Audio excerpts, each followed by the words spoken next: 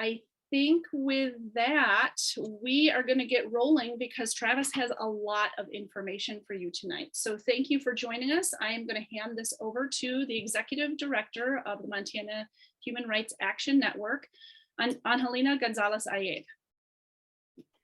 Thanks, Carolyn. Hi, everyone. Thanks for joining us this evening. I got to browse the name list and I saw some folks from some organizations we work with, like Montana Women Vote. Thanks for coming. There's some board members present here this evening and a lot of great folks who are parts of the network family. So thanks for making time, everyone. For those of you who are joining us for the first time, the Montana Human Rights Action Network is a 501c4, not-for-profit, nonpartisan organization that works to advance human rights in Montana. While we're headquartered in Helena, we have staff in Butte, Bozeman, and the Flathead Valley, all of which is Indigenous land. As such, we would like to make space to acknowledge that we are participants in and products of systems of settler colonialism, systemic racism, economic exploitation, heteronormativity, and other structures that reinforce white supremacy and other forms of oppression. MHRAN, or the Montana Human Rights Action Network, is a statewide multi-issue human rights organization. We work to organize and mobilize Montana residents to realize their power to advance pluralism, justice, and equality throughout Montana. We leverage research, education, and advocacy to enable residents, citizens, and voters to make informed decisions that advance inclusive policies and support pro-democracy leaders who will champion pluralism and equity for all Montanans. In collaboration with our 501c3 sister organization, the Montana Human Rights Network, we work to identify and eliminate the influence of white nationalism and far-right extremism in Montana. So if you're not already on our list, we're going to drop a link in the chat where you can sign up for our action alerts. This is the best way to know what's going on and look for opportunities to get involved. So please, if you were forwarded the links to this webinar or found it from another source and didn't get it directly, please go ahead and sign up for those action alerts so we can stay in touch. With that said, we have a lot to cover this evening, a really big topic, but we have one of the best experts, possibly the only expert in the state with us tonight to cover it. So I'm very pleased to introduce Travis McAdam. He is the research director for the Montana Human Rights Action Network. He has over 2 decades of experience in researching anti-democratic movements and far-right extremism. Travis has helped numerous communities throughout the state organize positive community building responses to extremist activity. And I'm super excited to see what he has to say this evening. Thank you, Travis. Take it away. All right, thanks everybody. Can everybody hear me? Okay, I'm getting a thumbs up. That's good. Yeah, just like Angelina and Sherilyn said, thanks so much for taking part of your evening to spend with us. Before I jump in, I just wanted to mention that this is very much a multimedia presentation. There's going to be quite a few video clips, some audio clips, so you can hear constitutional sheriffs and sort of other anti-government patriot folks in their own words, because we think that that's often pretty valuable. But with that, we'll go ahead and jump right in here. So first off, let's break down what this idea of constitutional sheriffs is. So this idea of a constitutional sheriff is based on something called sheriff supremacy. And sheriff supremacy is actually a variant of something called county supremacy. And that's this idea that basically all legitimate power should rest at the county level. Now, there's actually 2 versions of county supremacy. I mean, there are probably more, but the way that I think about it is there's 2 versions. So there's the sheriff version that we're going to talk about tonight at length. And then there's another one that's really focused on the county commission that we can talk about a little bit more in the Q&A if you're interested. But the basic idea of county supremacy is this general idea that counties have powers and responsibilities that they don't really have. And a key component of that is this belief that basically county governments can act as local nullification areas. So when you're talking about sheriff supremacy and generally county supremacy as well, what you're talking about is this belief that the county commissioners, or in this case, the county sheriff, can really decide, hey, I don't like that law or that policy. And that policy can come from the state level, it can come from the federal level, but in their view, they have the ability to basically say, nope, we don't think that that's constitutional, and therefore it will not be enforced in our county. So the past few years, we've seen this idea of county supremacy overall. So both kind of the sheriff piece and the county commissioner piece have really been a driving motivation behind a lot of the extremist activity that we've seen at the local level. Now, while I like to say, like, there's those two versions at the 20,000 foot level, at the community level, they basically run together. And so often you'll see both of them unified into basically one narrative at the community level. But okay, so let's go back to sheriff supremacy, since that's what we're going to talk about tonight. What does that involve? What do the proponents of sheriff supremacy run around telling people? And it really centers around this idea that county sheriffs are the highest legitimate law officers in a county. Often that comes with this idea that state and federal authorities have no ability to act within a county's jurisdiction without the sheriff's permission. And it's not even just about outside the county, so state and federal agents not being able to enforce the law, but it also comes down to county sheriffs having the ability to determine what laws will or will not be enforced and what laws are considered constitutional. So essentially, under this idea of sheriff supremacy, sheriffs get to act like judges. They get to determine what's constitutional. They get to determine what laws will and will not be enforced. And you'll often hear them say something along the lines of, the president and the US Supreme Court, they have no ability to come in here and tell us what we're doing or what we should be doing. So again, this Superman image is basically how constitutional sheriffs are portrayed. That sheriff supremacy says that county sheriffs have these superpowers that I just mentioned. And that basically sheriffs can do whatever they want as long as they think it's constitutional, and that they and they alone get to make that decision. Now, as we'll talk a little bit more about, it all comes down to basically this faulty interpretation of the Constitution and bad historical revisionism.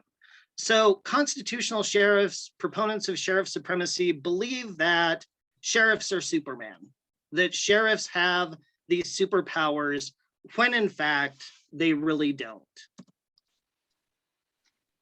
I always like to use this quote from this law professor because I think it hits a lot of the really key points when we're understanding the fallacies behind sheriff supremacy. So, it says it, meaning sheriff supremacy, has been made up by stitching together random references to sheriffs and militias in our political and legal texts.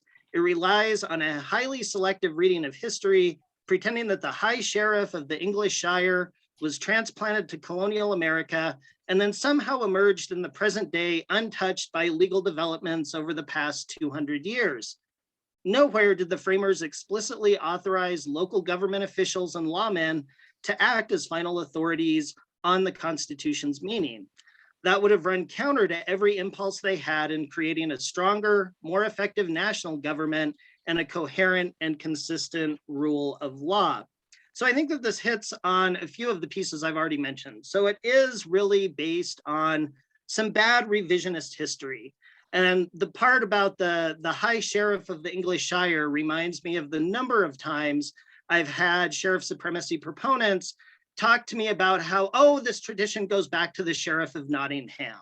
And then this idea, again, that somehow that idea was transplanted to America and isn't somehow impacted by hundreds of years of law changing, of court precedent, and all of those other things is a little bit ridiculous. And then you get back to the end part, just think about what that would mean if it was up to local sheriffs to ultimately decide which laws were going to be enforced, which laws were constitutional, you would end up with this crazy patchwork of how law was enforced. So the county sheriff in this county might say this law is constitutional. The one in the neighboring county might say this is unconstitutional. It would lead to this really unworkable patchwork of interpretations and enforcement of the law.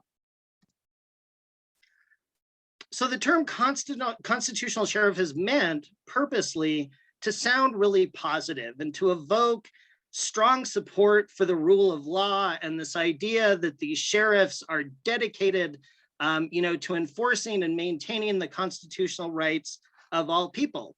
It's meant to have that connotation.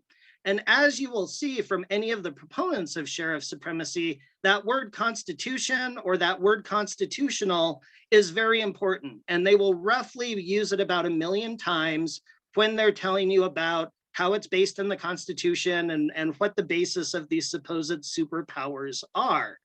So I thought I would just do this quick scorecard on how many times both the federal Constitution and the Montana Constitution give those superpowers to a sheriff. You probably won't be surprised to learn that the US Constitution never mentions sheriffs, never mentions constables, and therefore doesn't bestow these superpowers onto the sheriff. Now, in the Montana Constitution, the sheriff is mentioned once, but it's mentioned in terms of county government, an office of county government, but nowhere does it say that sheriffs are granted these powers to make these ultimate decisions about the constitutionality of law. So no superpowers from the Montana Constitution either. But proponents of sheriff supremacy deeply, deeply believe that the sheriff and these powers are in these documents, whether it's the state constitution or the federal constitution. And I know, during presentations, I've gotten into what I call kindergarten arguments with people, which is I'll basically say what I've said. They're not in the Constitution. An audience member will say, well, yes, they are. And then I'll say, no, they aren't. And we'll go back and forth. Yes, no, yes, no, yes, no. Then eventually, often they'll move to, well, okay, maybe it's not in the Constitution, but the sheriff is an elected position. And that is obviously very true, but there's nothing that says sheriffs have the ability to, they and they alone, determine the constitutionality of law. And if you think about it, if you go in and actually look at the qualifications for people to run for sheriff, there's nothing about having degrees in constitutional law, law degrees, American history degrees, or anything like that that would lend themselves to being able to make those types of judgments. And you want to know why? Because they aren't supposed to be doing that in the first place. That is not something that they are required or given the power to do. So if this idea of constitutional sheriffs doesn't actually come from the state or federal constitutions, where does it come from? So much of what we see today in talk around constitutional sheriffs and sheriff supremacy trace back to this white nationalist anti-Semitic group called the Posse Comitatus that was very active back in the 1970s and the 1980s. So the name actually is Latin for power of the county, and the posse really combined racism, anti-Semitism, and paramilitary training. Now, the posse thought that local community citizens weren't really supposed to be subject to state or federal authorities. And again, this idea that the county sheriff being the highest legitimate law officer in the county, it was the sheriff's duty to protect local community members from what they viewed as these infringements by state and federal authorities on their constitutional rights. Now, the group, the posse, they swore to use force to oppose any of these perceived infringements on their constitutional rights, and that they would be there then to back up the sheriff to take on these outside entities that they believed had bad motives in coming and trying to take away their rights. So often with the posse in the 70s and 80s, what you'd see were focuses on income tax, guns, and property rights. So you'd have a tax protester who had not paid their income tax. When the IRS came to foreclose on property, the posse believed the sheriff was supposed to stop them. A local survivalist who had firearms and weapons that they weren't supposed to have. If the ATF tried to come in, the sheriff was supposed to stop them. If a rancher was grazing their cattle on Bureau of Land Management land, and they weren't supposed to be, and the BLM came in to seize the cattle, the sheriff was supposed to step in. So those were the types of examples that we generally saw back in the 70s and 80s. Again, where the sheriff had all this authority, the sheriff had all this power, and then the posse as an organization was going to be there to back the sheriff up. So then we get through the 1980s and we get into the early 90s, and the militia movement that started to develop in the 90s basically picked up and dusted off a lot of the posse's ideas, including this idea of sheriff supremacy. And it really became a central piece of today's anti-government patriot movement. So for these patriots, they really believed that sheriffs would play a central role in helping communities fight off this invasion of shadowy one world government oppressors that always included our federal government. And, you know, these New World Order conspiracies, these one world government conspiracies were really, you know, the base of a lot of their worldview and a lot of their ideology. And the sheriffs came to play this central role, that it was going to be up to them to, in many cases, kind of rally the troops, if you will, and lead communities in battling off these one world government forces. So this is where this idea of constitutional sheriffs and sheriff supremacy come from. But in order for these ideas to stick around since the 70s, there have to be these champions. There have to be these people in these organizations that are constantly pushing these ideas forward. And that is most definitely the case when it comes to sheriff supremacy. So one of the reasons we're seeing so much about sheriff supremacy and county supremacy in recent years is because of the pandemic. So the pandemic was a great time for the anti-government patriot movement. So let's think back. So think back to both the early days of the pandemic and sort of the, you know, the heightened times where we had shelter-in-place orders. We had, you know, wearing masks or other face coverings in public that were orders. We had, you know, social distancing, all of those policies. Well, early on in the pandemic, everybody was pretty scared because nobody really knew what the coronavirus was, and everybody's trying to figure that out. But another thing happened as shelter in place here in Montana and other places wore on, as people were told that they needed to wear masks and engage in these other health protocols to slow the spread of COVID. Some of those people got angry. And they got angry because a business closed. They got angry because they didn't like being told to wear a mask. They got angry for all of basically the things that we see people still getting angry about during the pandemic. But think about it. Who was passing those health orders? Who was having to enforce those? It was federal government, it was state government, it was local government. And so these people that were getting angry, they were angry at the government. And sometimes it was at one level, sometimes it was at multiple levels, but they were angry at the government. And the patriot movement was there to be like, oh, wow, we've got people angry at the government. This is a prime recruiting opportunity for us. And so you started to see, you know, them go in and try to recruit in a lot of these spaces. And one of the best ways for them to do that was to talk about sheriff supremacy, and was to try to get people in their communities to go talk to their sheriffs and tell them, hey, it's actually your job to make sure that whether it's the local health department, whether it's the state health department, or whether it's the feds, they can't make us wear a mask. That's a violation of our constitutional rights. And a lot of that rhetoric that a lot of us are hearing about.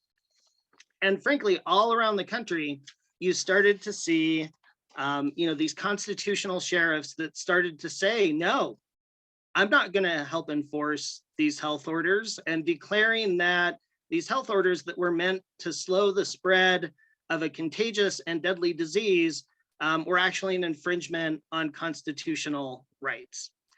Now, one of the main leaders, and we'll talk about this guy quite a bit, is the guy here pictured on the screen and who will be talking very shortly, a guy named Richard Mack. And this group that he has called the Constitutional Sheriffs and Peace Officers Association.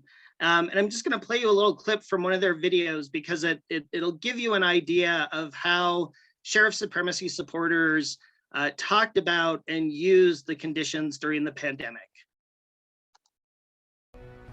And now we're looking at all the horrible things going on in our country with the pandemic rules that violate the Constitution, with the pandemic rules that violate freedom of religion. We've actually had pastors in this country arrested by sworn guards of the Constitution who have actually arrested a pastor for having church. Did you ever think we would come to a time in America where we could be violating the supreme law of the land in such a manner that freedom of religion is no longer respected or adhered to by our nation's peace officers? Well, I'm grateful to tell you there's a lot of sheriffs who are still standing for liberty.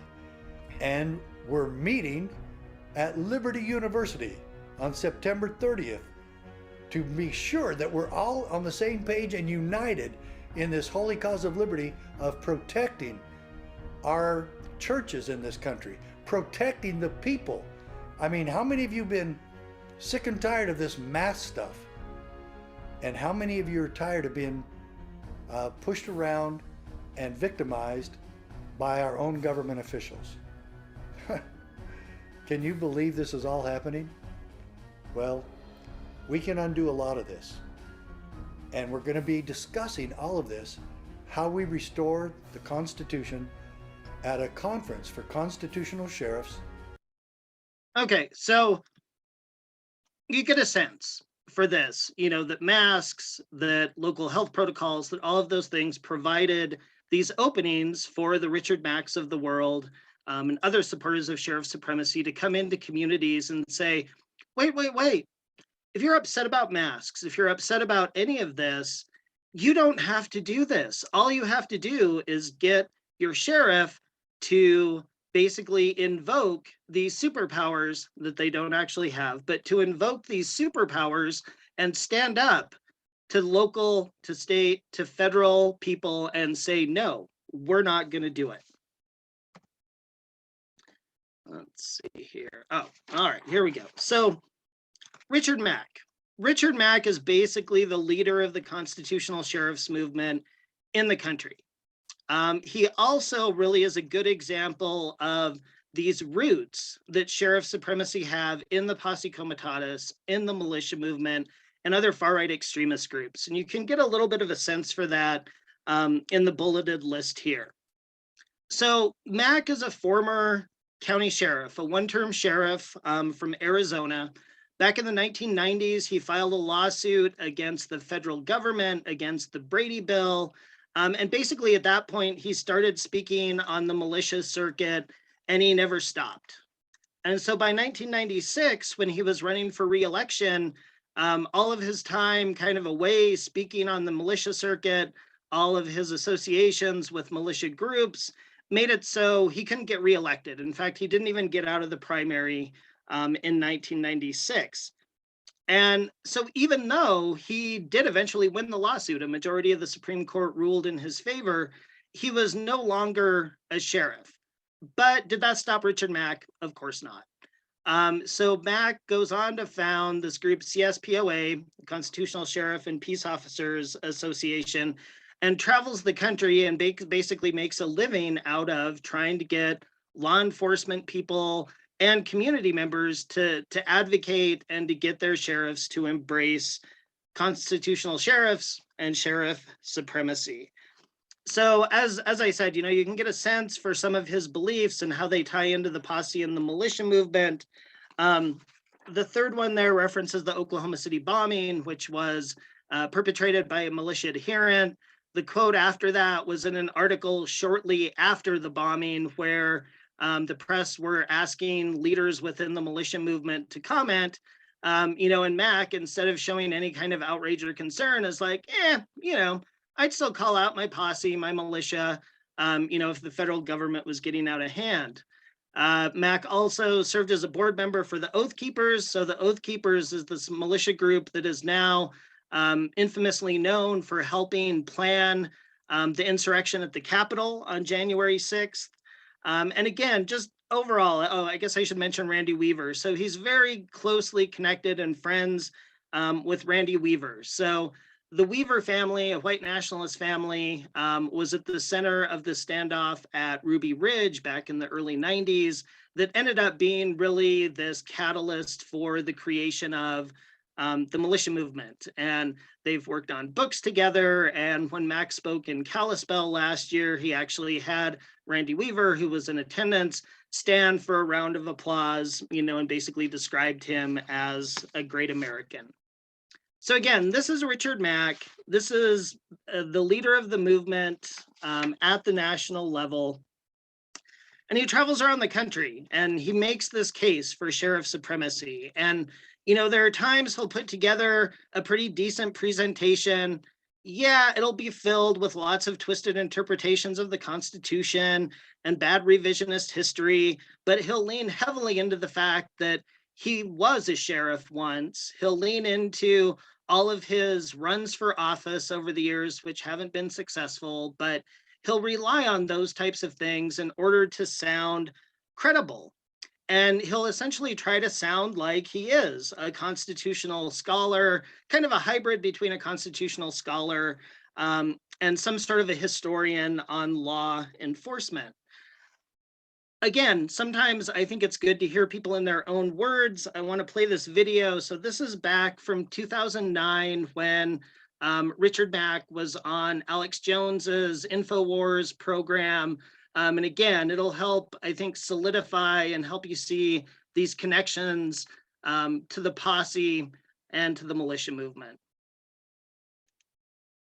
The first George Bush, obviously, was pushing for this. He talked about the New World Order all the time. Bill Clinton talked about the New World Order all the time. George Jr. didn't say the words as nearly as much as his dad did, but he was certainly pushing for this. They're giving all our money to the banksters. The banksters own America. The banks own our currency. And that's why people like you and I have said all along that you better have gold and silver and food storage, and you better be able to protect yourselves and your family. And so along with your food storage, you need guns and ammo. These things we've been preaching since we've been on the air and since we've been involved in the freedom movement, myself for the last 15 years, maybe a little bit longer. Why they're being so blatant about it right now, I don't know, but the monster is knocking on the door, and we better be ready for it. And there's nobody protecting us in Washington, D.C. Ron Paul would probably be the only one, but he's basically ineffective because he's all by himself. I do not waste my time trying to call my congressman or senator anymore. Those guys are bought and paid for. They're going to do what they're going to do. They do not care about you. They do not care about their constituents. And there is one person who I believe can stop this New World Order. His name is your county sheriff. And that's why I've written the new book, The County Sheriff, America's Last Hope. Okay, so again, where do constitutional sheriffs and sheriff supremacy, where do those ideas come from?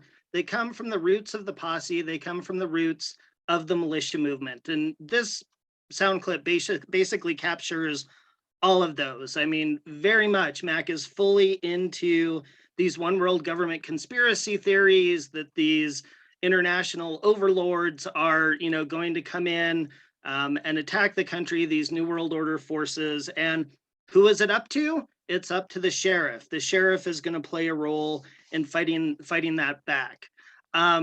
You also hear, how he's also bought into kind of the survivalist aspect of things, the stockpiling of food, the stockpiling of weapons. And then he brings up the banksters. When you look at the framers of the militia movement from the early 1990s, many of those people came out of the hardcore white nationalist movement. So they came out of pockets of the Posse. They came out of pockets like the Aryan nations. And when they put together that movement and they came up with these New World Order conspiracy theories, those are basically the exact same conspiracy theories that have motivated the white nationalist movement for decades and decades, if not centuries and centuries. And anti-Semitism is a key part of that. But where the white nationalist movement would talk about the Jewish bankers, the Jewish international elites, the militia movement basically was like, well, let's take out racial and anti-Semitic slurs and let's like plug in some different keywords. And so instead of the Jewish bankers, it's just the international bankers, the banksters. So in this clip, you really get to see how somebody like Richard Mack has carried forward a lot of those ideas that, again, form the roots of where sheriff supremacy comes from. That is where these ideas come from. That is ultimately what the national movement is about.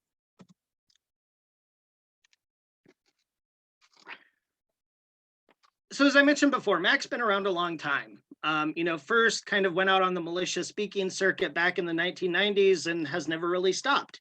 And therefore, it's not really surprising that he's been to Montana consistently over the years. So I've been doing this work in Montana for a little over 20 years. I would say in that time, he's here every other year, it feels like, if not more often than that. And so this headline and this picture are from an article in 2009 from the Ravalli Republic during one of his presentations down in the Bitterroot at that time. So he spoke in Montana recently. He was in Kalispell last summer. And then shortly after that speaking engagement, he joined up with this thing that was called the Arise USA bus tour that ended up stopping in other communities around the state.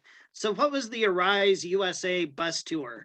Our friends at the Institute for Research and Education on Human Rights, I thought, had a perfect description. They basically said that tour was, quote, a fusion of two far-right strands, deeply anti-Semitic QAnon-style conspiracies combined with the return of the Posse Comitatus. So Mack's been here in Montana a lot over the years. And, really, over that time, he's generated a pretty good following, and generally his events are pretty well attended. So again, we'll talk a little bit more about Mack later, but I wanted to bring up another constitutional sheriff's group at the national level. So this group, Protect America Now, is headed by Mark Lamb, who's an Arizona sheriff. He's pictured here. He'll be talking here in a second. And the group is very similar to Mack's group. They support militia groups. Sheriff Lamb has talked about how the insurrectionists on January 6th were, quote, very loving Christian people. And in many ways, his group is a clone of Mack's CSPOA, which makes sense. So Lamb has spoken at CSPOA events over the years, and Mack has praised him as, quote, one of the best constitutional sheriffs in the country. I would say one of the ways that Protect America Now is different than Mack's group is I think Protect America Now is really about trying to engage in sheriff's elections and trying to build power at that level. Lamb likes to call himself America's sheriff, and he'll pop up all over in kind of right-wing and far-right media, especially online. So this video that I'm going to play is on the homepage of Protect America Now. I'm Sheriff Mark Lamb, and we need law and order in America. Our borders are overrun. Crime is taking over our cities, and progressives want to take our guns. America's sheriffs are the last line of defense, and we refuse to lose hope. That's why we started Protect America Now. We are an organization that stands with sheriffs and freedom-loving Americans from across this country. Together, we are fighting back against the liberal takeover. We are calling out the ridiculous lies in the fake news, and we are pushing back against an overreaching government that wants to make America less safe, less secure, and less free. But we can't do this alone. Please go to protectamericanow.com to learn more about our mission and sign up for just $17.76 a month. Together, we can make a difference and win this battle for the soul of America. Okay, so again, you hear, this idea of an overreaching federal government. I think another way that Protect America Now differs from Mack's group is, this is a pretty polished video. Honestly, a lot of the material, a lot of the videos that CSPOA puts out, they look like I put them together, and I have the editing abilities of about a 7-year-old who knows what they're doing. But this Protect America Now group, much more polished, but again, sort of hitting on some of those same ideas that they're standing up against an overreaching federal government that has failed, and then hitting on, again, very standard culture war issues, blaming immigrants, talking about how people are going to come for their guns. Again, very common topics that you'll not only hear about in mainstream conservative circles, but out in the patriot movement as well. And so we'll talk a little bit more about this group as— I'm Sheriff Mark Lamb, and we need law and order. I know, I thought maybe you all wanted to hear that again. So I mentioned that Mack has been here in Montana a lot over the years.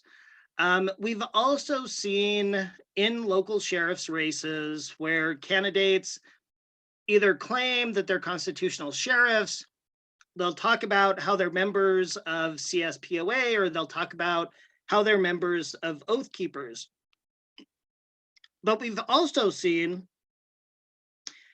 the Montana legislature take up this issue of sheriff supremacy. So twice, Republican-led legislative sessions have passed bills that would require federal agencies to get permission from the sheriff before taking any action in a county, and basically would put this idea and this language around sheriffs being the highest legitimate law officer into Montana code. So twice, Republican-led, Republican majority legislatures have passed such a bill. The good news is that both times they were vetoed, and the first was vetoed in 1995 by Republican Governor Mark Roscoe, and then the second time was in 2011 by Democratic Governor Brian Schweitzer. And so the picture on the slide, some of you may remember that Governor Schweitzer had this branding party where he had a brand made that said veto. There were 7 bills that he had paper with them on it that he stuck the veto brand on at the ceremony. So a couple of times those bills passed, but were vetoed. But many other times they've been drafted, they've been introduced, and they've failed in process somewhere. Now, the person behind those bill drafts is actually a guy named Gary Marbett, who runs the Montana Shooting Sports Association. And MSSA, the Montana Shooting Sports Association, likes to, in public, portray itself as kind of this junkyard dog of gun politics in Montana. So mostly a local, harder version of the NRA. But what we've seen and documented over time is they're just as likely to show up espousing and promoting anti-government patriot and militia ideas as well. So, we've had candidates run, we've had policy proposed and passed and vetoed. We've also had sitting sheriffs that have adopted some of these constitutional sheriff views. And one of those is Sanders County Sheriff Tom Rummel. Now we go back to 2011. So that bill that was passed, but that was eventually vetoed, Sheriff Rummel was a supporter of that bill. And I think it's worth noting, he supported it, and I believe was the only sitting sheriff that did, where the Montana Sheriff and Peace Officers Association actually opposed it. So back in 2011, you had Sheriff Rummel supporting the legislation, and then you had John Trockman, who was the founder of the Militia Montana, on a podcast talking about how supportive Sheriff Rummel was of the militia and the working relationship that they had with him. And so I'm going to go ahead and play this clip. I was sitting with my sheriff in a meeting. We have a little organization called Sanders Natural Resource Council, which is going after the Forest Service, bringing a lawsuit against them right now. And it just so happened that our sheriff attended the meeting, and I gave him a MOM calendar and a Militia Montana calendar. It's a freedom calendar that we handle. And on the back of it, it says our name. And he says, I said to him, I said, Tom, you perhaps only want one because you don't want to put it up in your office because of the name that's on the back. And he looks at the name on the back. He puts his finger over Montana. He says, I wish it said Militia of Sanders County.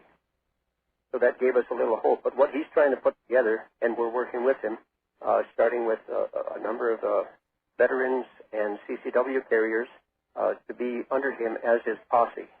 And that's the safest way to do it until the sheriff gains some ground here to know how to operate properly, and we're helping with that also. And that's why we're sending him to this informational center. Sheriff Richard Mack is putting it on, and that should give you a clue as to how well it will be organized.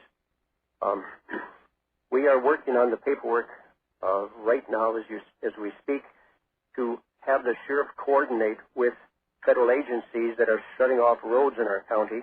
They're putting all these animals in to eat up what's left of our prey out there. I think it's working very well. I think I see light at the end of the tunnel for a change. Are the sheriffs can actually go out and arrest those people who are under federal authority blocking the roads? Say, fine, in my county, you're going to jail, and the roads are unblocked. Are they actually going to do that? And if so, somewhere down the line, we're going to have a confrontation. Absolutely. That's what it's all headed to, is a confrontation, better sooner than later. Federal agents come in to arrest the sheriff and take him away, charge him with at least 4 felonies under the federal law.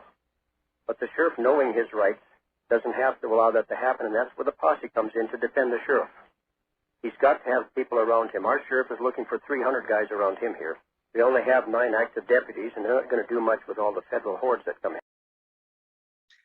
Okay, so again, in this clip with, John Trockman talking about working with the sheriff, you've got the reference to Richard Mack, that they're, trying to send people to Mack's conferences for training.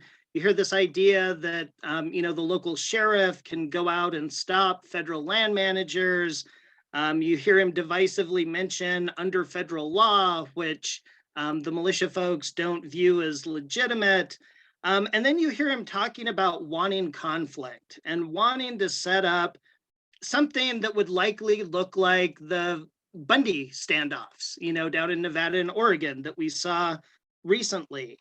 And so part of why I played that clip is it helps show from, one of the founders of the militia movement and the founder of the Militia Montana, how a sheriff who has any kind of a decent relationship with the local militia can fit into their worldview. But I think the other thing that Sheriff Rummel is an example of is when it goes bad or when it backfires. So over the years, we have seen sheriffs try to establish good relationships with their local militia groups, okay? And some of them do it because they view them as allies. Some of them do it just to keep lines of communication open. But whatever the reason, we've seen where these sheriffs that enter into these relationships, like everything goes along fine until just one thing happens. That the sheriff one time decides not to do what the local militia and the local patriot crowd wants them to do. So in this case, back in 2011, you had Sheriff Rummel, who was supporting legislation at the state level, clearly, talking to and going to some of the local meetings and, building this relationship. Well, jump forward a few years later. A local person up in the Sanders County area had gone over and gotten in trouble during the Bundy standoff at the Wildlife Refuge in Oregon, and had been convicted in the courts and had come home, but was going to have to go back to Oregon for sentencing. And the local patriot crowd didn't want that to happen. And they wanted the sheriff to basically stand up to the feds and say, no, we're not going to let you take this guy back to Oregon for sentencing. Well, when the sheriff showed some hesitation and didn't jump on board right away, you started to see a lot of that local anti-government patriot crowd that had been cheering him years before, starting to talk about how, well, he's no longer a constitutional sheriff. And so we've seen time and time again where even sheriffs that at different point in times have relationships with militias, with local patriot groups that you would think would build a little bit of currency over time. Nope, it's like, oh, our sheriff is a constitutional sheriff on Monday. He does something we disagree with on Monday night, and by Tuesday, he's just like every other bad sheriff out there. So, okay, that's a little bit of history. Oops, sorry, there we go. That's a little bit of history. We'll come more up to right now. I mentioned before, you know, we've seen candidates running for office that have touted their involvement with these groups. And that's something that's playing out up in Lake County right now. Corey White is a candidate for Lake County Sheriff. And this exchange played out on his campaign's Facebook page where he was asked, hey, are you a member of CSPOA? And he responded, yes, I am. So we're seeing that today with candidates that are running. But if we really want to talk about constitutional sheriffs and sheriff supremacy in Montana right now, the big example is Cascade County Sheriff Jesse Slaughter. He's really the most prominent constitutional sheriff in Montana. Now, historically, when we've seen candidates run or sitting sheriffs embrace this term, they've generally been in smaller rural areas. And so one of the things that makes Slaughter's impact bigger is the fact that Cascade County is home to one of the bigger cities in Montana, Great Falls. Now, in many ways, when you look at Sheriff Slaughter's background, he can look like an unlikely recruit to buy into sheriff supremacy. So he ran as a Democrat in 2018, got elected with 53% of the vote. As many of you may have seen in the news, he ended up switching his party affiliation over to Republican last year, but originally ran as a Democrat, elected. He was elected sheriff after a long history of working for the Great Falls City Police Department. And then once he was elected, he really started to get involved in, I guess, what you could call trade associations. So he was a board member and very active with the Montana Sheriffs and Peace Officers Association.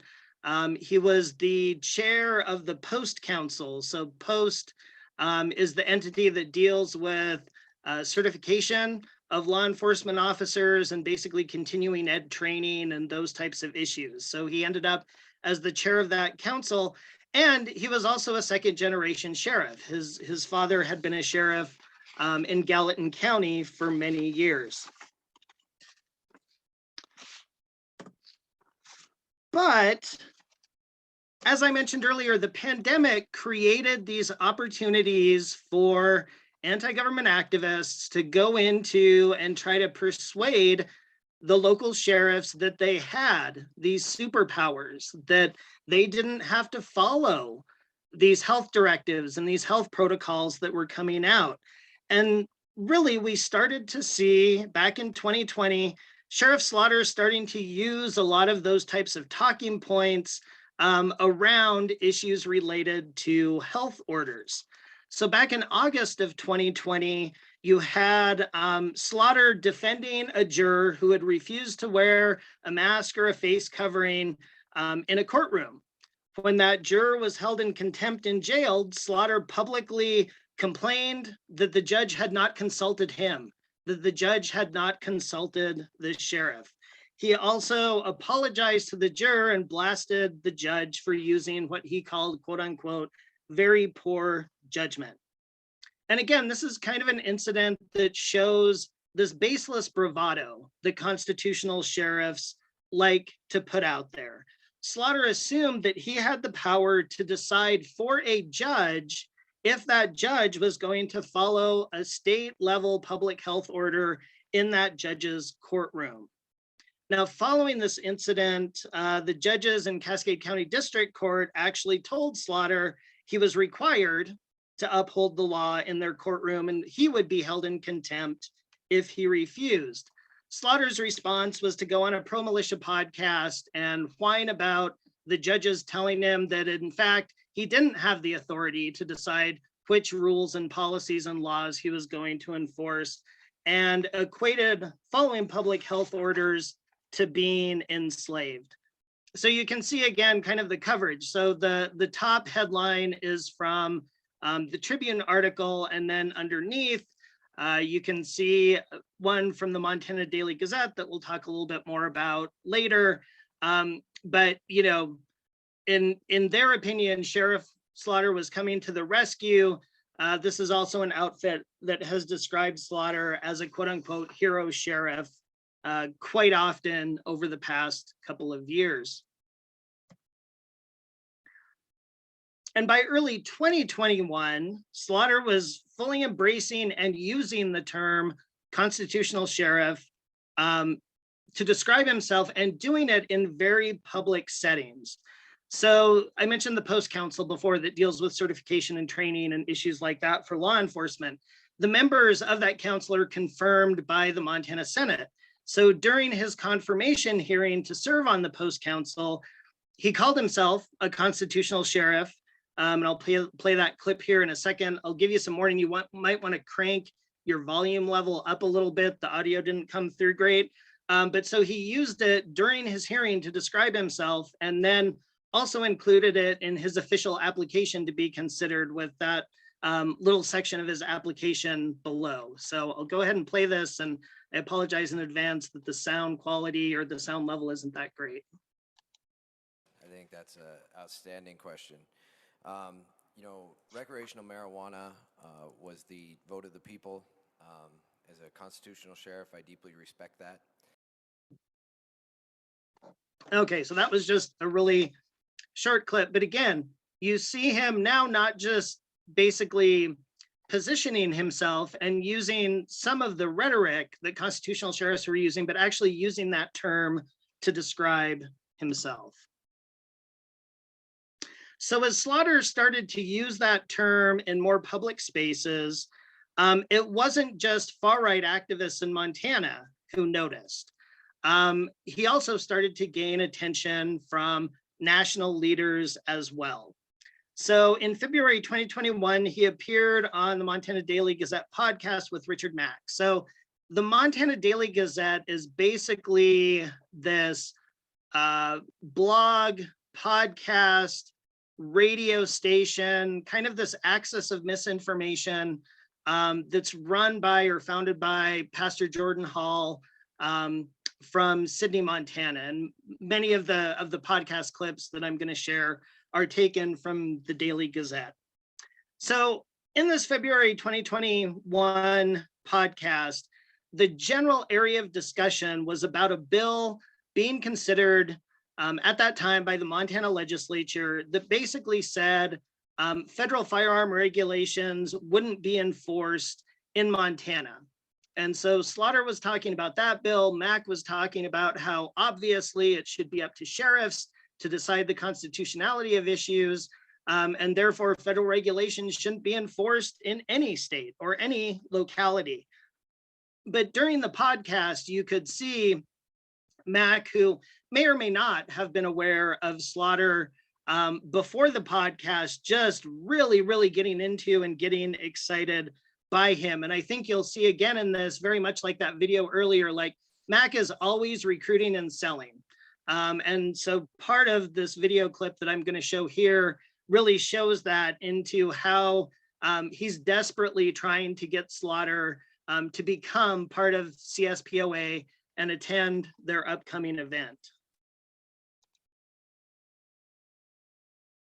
All that into consideration, I want to ask Sheriff Slaughter to rearrange his schedule. And I know this is late notice, but we will pay your airfare and we will pay your hotel to be at our conference. It starts 2 weeks from yesterday. So on Thursday, the 25th, you need to arrive in the Woodlands, Texas, which is right outside Houston. And you'd fly into Houston, and if you'll call me, I'll get it all arranged for you. And we can get you to our travel agency that's doing this. But I think it's vital that we get more sheriffs involved in from every state. We haven't had anybody from Montana at one of our conferences in quite some time. So I'd really like you to accept my VIP offer and do whatever you can to be there, because I think it'll help clear this up, especially somebody as active as you are in being a constitutional sheriff and the work you do in Montana. So anyway, Sheriff Slaughter, that's my invite. And it's also, I open that invitation to any other sheriff in Montana that you want to invite to. But email me or call me or whatever else. And Jim, you have my phone, right? You I do, can give sir. that to I can. the I good can. sheriff. I can make sure that. And Sheriff Slaughter, since you got hooked Maybe up. Sheriff Slaughter already has it. Do you already have my number, Sheriff Slaughter? I'm pretty sure I do. Yeah, I know how to get a hold of you. Okay, please do, and we'll do anything to try to help you get there, or anybody else if you absolutely can't make it. Understand if your daughter's getting married that day or something like that. I hope not. Well, sure. No, thank you very much. That's very nice, Sheriff Mack. I really appreciate that, and I will definitely look at doing that, and Okay. really appreciate that. You know, as it relates to me and my office, thank you guys for supporting me. Sheriff Mack, thank you. What an awesome opportunity you provided me. I really appreciate that. I'm super excited. Words can't even describe. And, you know, I really hope and pray that we will get there. I believe we can. Well, thank you so much. Sheriff Slaughter, fantastic job, man. Thanks for your leadership. It's been a privilege to be with both of you today. And I'll tell you what, if we have more sheriffs like Sheriff Slaughter across the country, we're going to win this. Okay, so again, you get, the sense that like Mack is seeing somebody, wow, I want this person to be part of my organization. I want this to be kind of a forward-facing person for CSPOA. And when I saw this the first time, I kept thinking, I wonder why Sheriff Slaughter isn't jumping at this opportunity. And I thought, well, maybe he understands it's being recorded, it's being broadcast. He doesn't want to jump on board in that setting. But what it ended up being, if I can get my slide to, there we go, advance, was that actually Sheriff Slaughter was a member of a different National Constitutional Sheriffs group. And so, again, going back to Protect America Now and Sheriff Mark Lamb that we discussed earlier, it turned out on a following or a later podcast by the Montana Daily Gazette, Jesse Slaughter talked about how he was a member of that group, and I'll just play that clip here.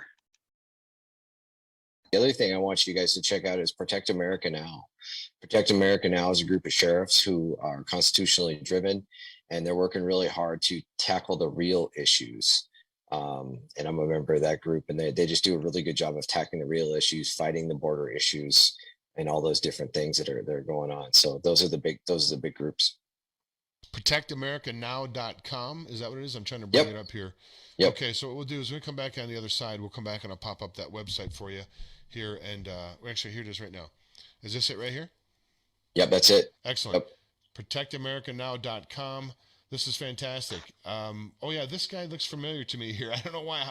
You know this guy? He's been on TV or something, hasn't he? Sheriff Mark Lamb. Yep, Pinell County Sheriff. Right on. Okay, yeah. He has his own sheriff channel or something, I think now. Does he not? Something like that? Yes, he does. Great stuff. Yep. That's great. That's what's going to take this country back, Sheriff, is that grassroots type stuff. Sheriffs standing up and being sheriffs and rallying the folks and having, I don't know if every sheriff should do a reality show, but it's great that he's out there doing that. You know what I'm saying? So, Absolutely. If you want to do one, let me know. We'll work that out, Sheriff. We'll talk about it. All right, we'll take a quick break. Okay, so like I said, before, Lamb and his group are very similar to Mack and CSPOA. Slaughter talks about how, in his view, it's a group of constitutional sheriffs working on the important issues. And, I think that one of the reasons that, and this is speculation on my part, but one of the reasons that Slaughter may have joined up with Protect America Now is because, as I mentioned earlier, it's a little bit more polished. I think it's really more dedicated to trying to do work in sheriff's races, in those types of electoral spaces. And frankly, like Mack's been around since the 90s. he's got a lot of political baggage. And I think that, Sheriff Mark Lamb is a little bit newer on the scene, and that could be part of the appeal. But so what you have with Cascade County Sheriff Jesse Slaughter is you have this law enforcement officer in a very powerful position in Cascade County who has basically tapped into and has these relationships with these very prominent national constitutional sheriff groups. Like, he's a formal member of Mark Lamb's group. You can see his little picture on the website. And clearly, it seemed like from the last slide that he's got Mack's contact information too. And so you have, again, this local person who happens to be sheriff, who's the Cascade County Sheriff, who now has relationships with and is both feeding into and getting information from these national constitutional sheriff groups. The other thing I want you guys.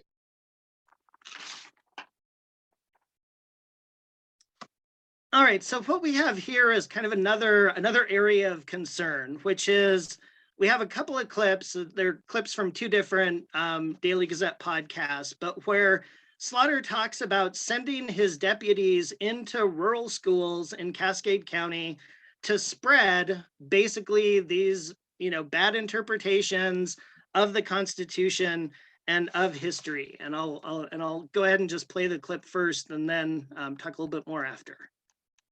Sheriff Slaughter is sending his deputies out to the schools.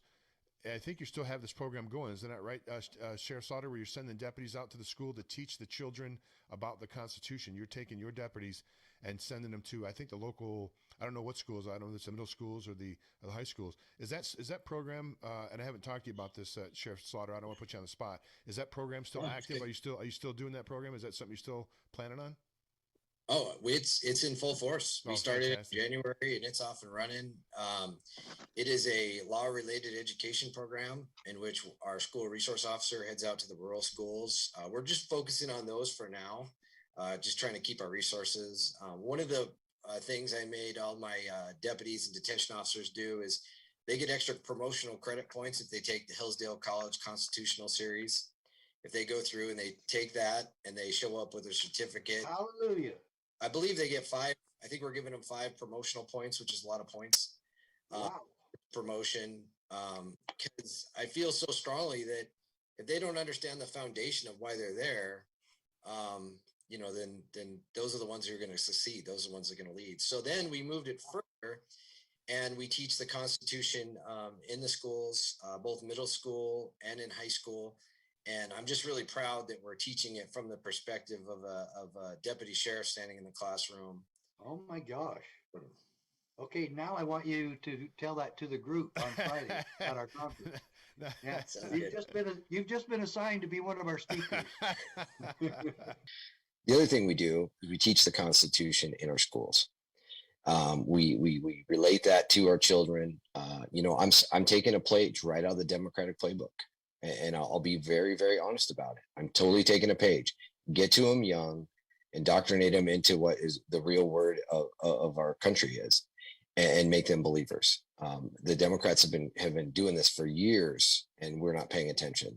And we need to start paying attention.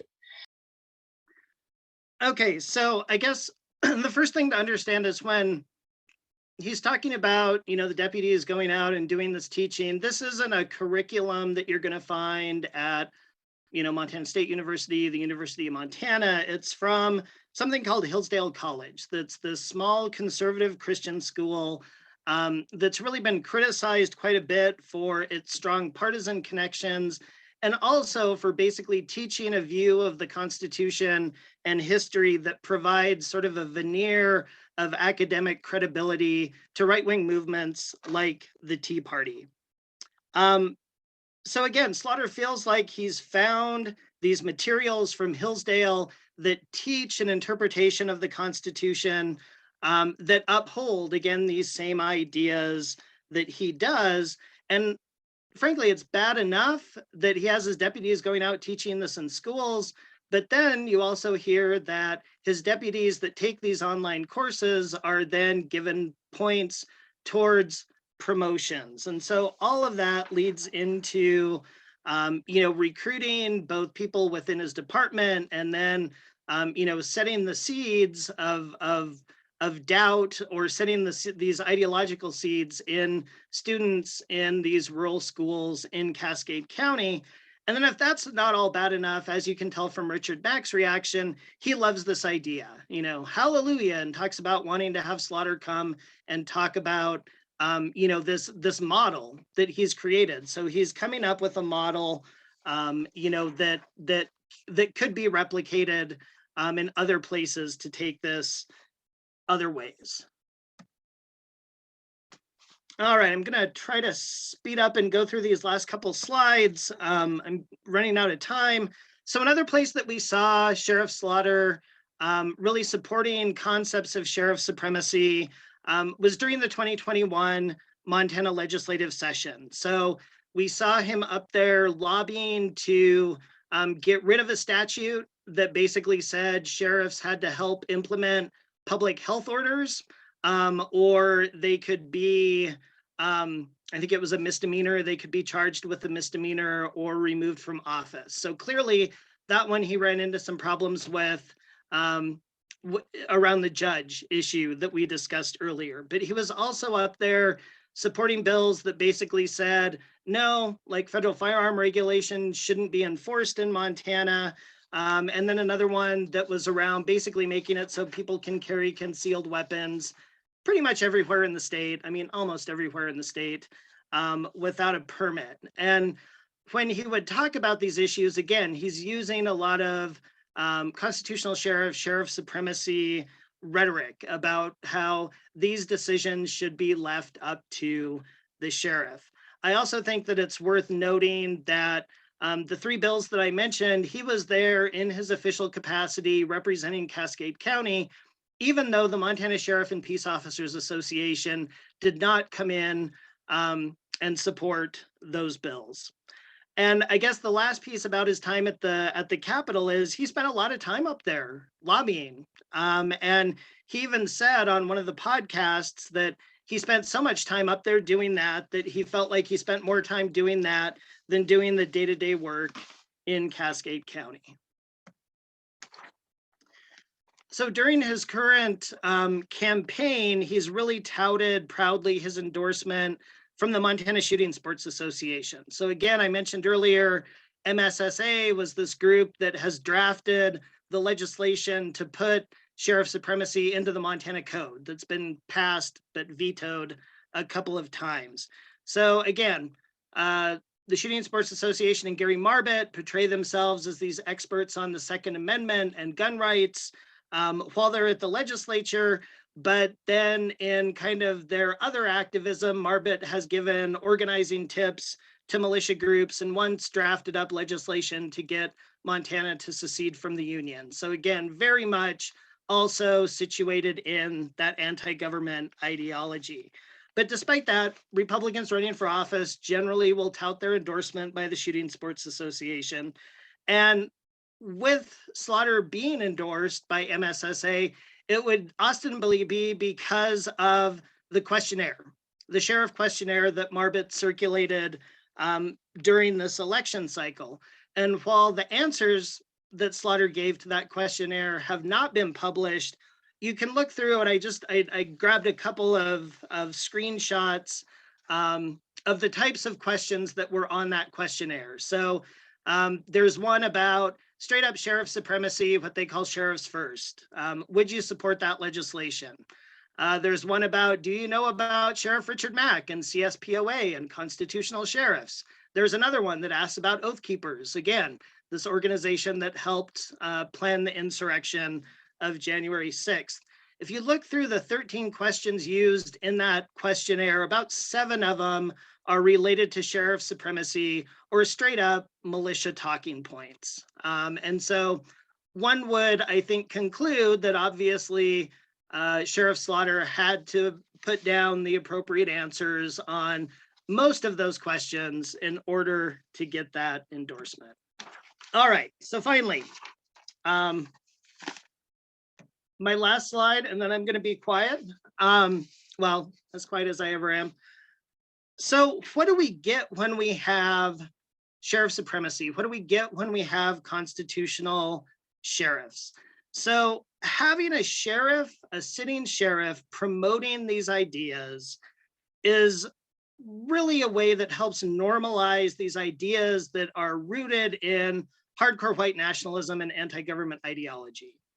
So there's this legitimacy that comes when you have a sitting sheriff or a sitting official really of any kind that's putting these ideas out there as fact and as real. And you can think about that as something that we've often called margins to the mainstream, which is, oh, how do these ideas that start out at militia meetings or those types of environments make their way into the political mainstream? Well, sometimes it's candidates or it's elected officials that literally carry them into the mainstream and repeat them. The second thing is sheriff supremacy creates this environment that is a really good one if you're an anti-government patriot and you want to spur conflict with the federal government. So you got a sense of that in that John Trockman clip, around federal land managers. And we've seen this happen in places like Nevada, like Oregon with the Bundy family. And we know, and we have seen here in Montana, when people like Ammon Bundy literally travel the region looking for opportunities to have their next armed standoff. When you have the acceptance of constitutional sheriffs and sheriff supremacy, you create an environment that it's easier for someone like an Ammon Bundy to manipulate and exploit into that situation. It also perpetuates the false interpretations of the Constitution and bad revisionist history. Now that's bad in and of itself, but then when you think about Sheriff Slaughter, where he's sending his deputies into rural schools to teach kids that, to teach middle and high school students, middle school and high school students, that message. And finally, it really is about disregarding the rule of law and the separation of powers. So again, sheriff supremacy seeks to grant these superpowers to sheriffs. Our entire system, all of our systems, are set up in a way where no one gets to have all of that power by themselves or by the office that they hold. We have checks and balances, we have the separation of powers, and sheriff supremacy really tries to negate all of that by making this one office have all the power, including the right to decide what is and isn't constitutional. So you end up in this situation where you have sheriffs embracing this that are really undermining the very laws and processes that they're supposed to uphold. And with that, I will finally stop and I'll kick it back to Angelina for a second. Thanks so much, Travis. That was super informative. Really appreciate all the research and time and effort you've put into this. First, a couple of links are owed. We've had some requests about sharing the recording of this webinar. We're going to end the recording here pretty quick when we get into Q&A. We are going to put that up in YouTube. Sometimes it takes us a little time. The best way to know when that happens is to be on our action alert list, because we do bundle those announcements with other ongoings at the Action Network. So you can sign up for that with the first link. And then if you want more detailed information in this, or you want to reference something that Travis has spoken about today, most of what we've covered this evening is chronicled in great detail in the official report, which you can download a copy of right now. That's the second link. Because county supremacy and sheriff supremacy is one of many facets of extremism that we organize against. And boy, has there been a lot to keep us busy of late. Extremist activity galvanized by the pandemic brought a lot of violent anti-science, anti-government, and pro-militia protests to school boards, health boards, libraries, local governments all across the state. So the Action Network and our partner organization the Montana Human Rights Network has been working really hard to keep pace with growing demand for our services. I will say that the network, the 501c3, the Montana Human Rights Network, is a not-for-profit organization which can receive tax-deductible donations. So you can find that information on our website. But beyond that, we've been working a lot on recent book challenges relating to queer books and representation in school boards and libraries.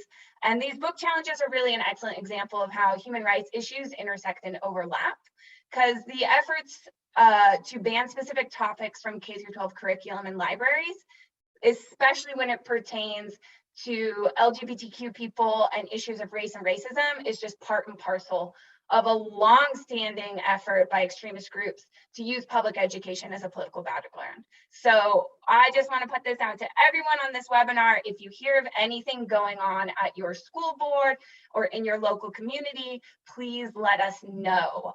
While we do our best to keep track of activities throughout the state, we are still very much a small but mighty team, and it's really, really helpful to get that information direct from community. So if you're ever in doubt, please just reach out, because we are really here to help. And we will continue to be active on as many of these facets of extremism as we can. We have been working on county supremacy for a very long time, and we'll continue to do so. And we will continue to hopefully track what we do not anticipate. Well, we do anticipate, but we hope it won't be the growth of sheriff supremacy throughout the state. So with that, I think we have a little bit of time for questions. I just wanted to jump in and say, I realized while I was rushing through a slide, I did actually say something wrong. When I think I said that the Montana Sheriff and Peace Officers Association had opposed all three of the bills that I mentioned, and it was only two of them that they were, or that I think what I said was the Sheriff and Peace Officers Association didn't support any of the bills, and I think there was one that they did support and not the other two. But I was just sitting here being like, oh, I think I got that wrong while I was hurrying. So just wanted to clarify that a little bit. Thanks, Travis. Always good to have a corrections corner.